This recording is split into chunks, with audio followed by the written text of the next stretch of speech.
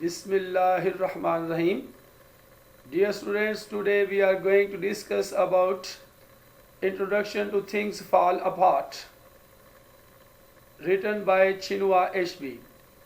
Chinua Achebe's Things Fall Apart is probably the most authentic narrative ever written about life in Nigeria at the turn of the 20th century.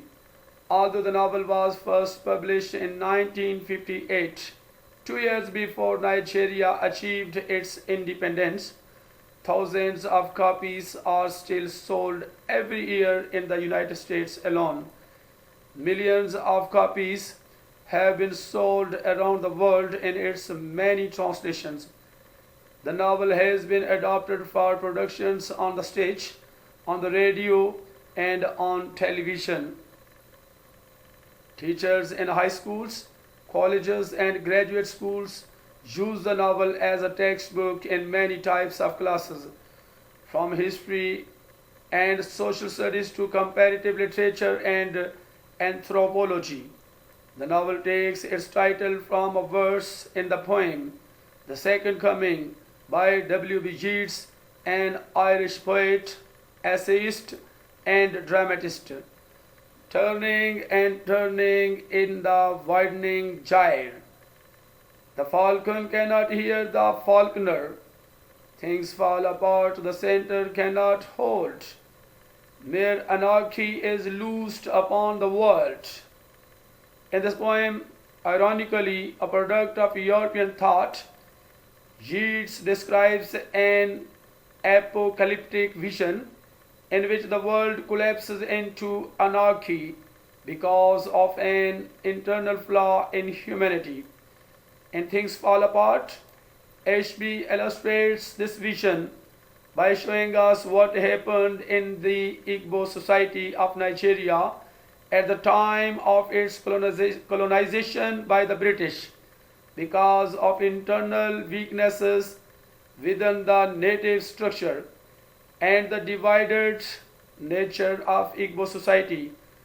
The community of Umufia in this novel is unable to withstand the tidal wave of foreign religion, commerce, technology, and government. In The Second Coming, Yeats evokes the Antichrist leading an anarchic world to destruction.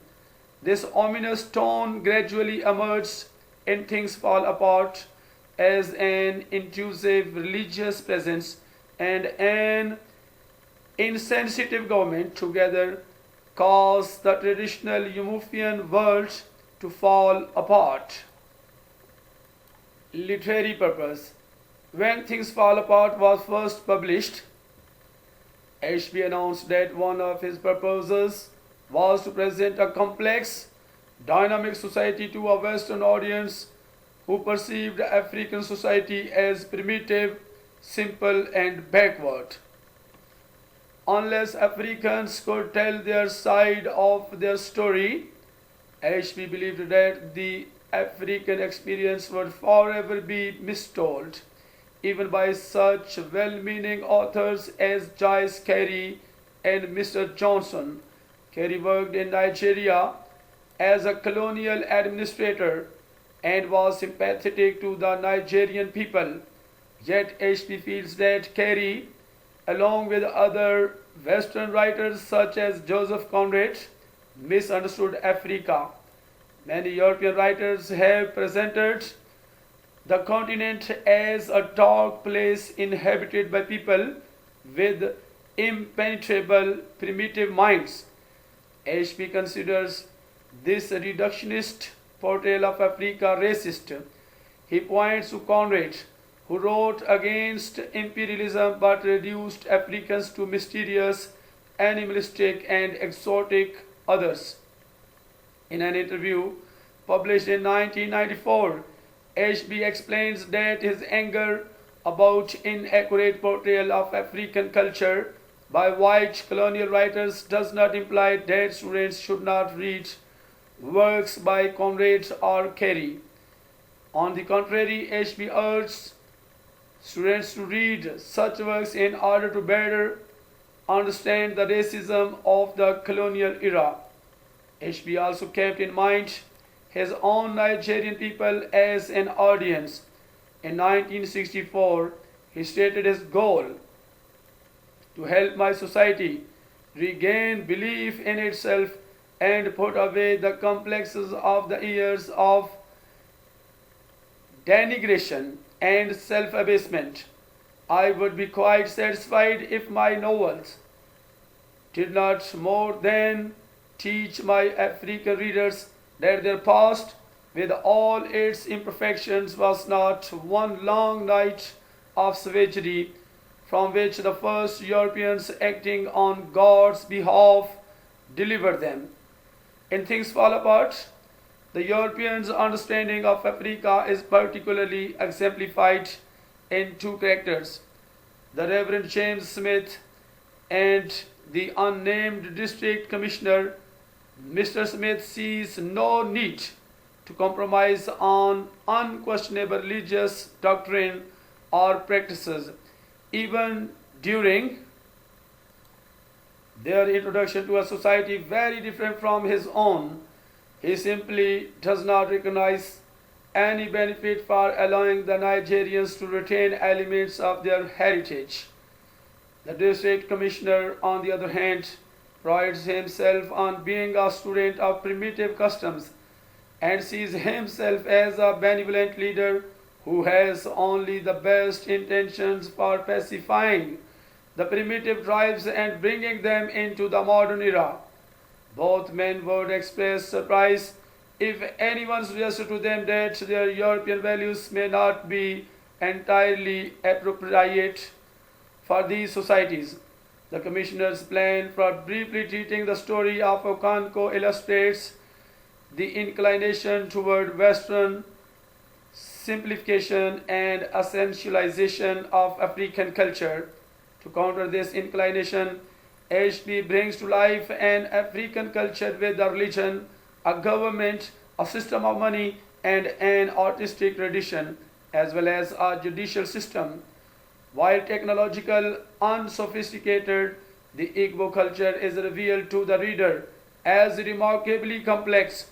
Furthermore, Things Fall Apart ironically reverses the style of novels by such writers as Conrad and Carey, who created flat and stereotypical African characters. Instead, HB stereotypes the white colonialists as rigid, most with imperialistic intentions, whereas the Igbos are highly individual, many of them open to new ideas. But readers should note that HB is not presenting Igbo culture as faultless and idyllic. Indeed, HB would contest such a romantic portrayal of his native people. In fact, many Western writers who wrote about colonialism, including Joseph Conrad, George Orwell, Herman Melville, and Graham Greene, were opposed to imperialism but were romantic in their portrayal of noble savages, primitive and animalistic, yet uncorrupted and innocent. The opposition to imperialism that such authors voiced often rested on the notion that an advanced Western society corrupts and destroys the non-Western world. HB regards this notion as an unacceptable, and although the Igbo world was eventually destroyed, the indigenous culture was never an idyllic haven, even before the arrival of the white colonialists. In Things Fall Apart, HB depicts negative as well as positive elements of Igbo culture, and he is sometimes as critical of his own people as he is of the colonizers. HB has been a major force in the worldwide literary movement to define and describe this African experience. Other post-colonial writers in this movement include Leopold Senger, Vol Soyinka, M. Cesare, Derek Walcott, Ngugi wa Thiong'o, and Birago Diop.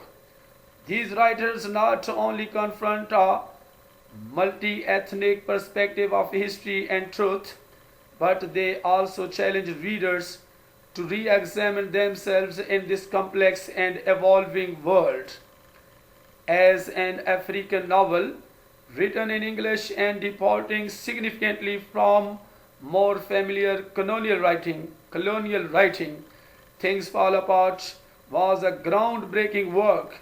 Ashby's role in making modern African literature a part of world literature cannot be understated. Dear students, the question of introduction to Things Fall Apart ends here. Let's meet in the next video. Take very much care. Allah Hafiz.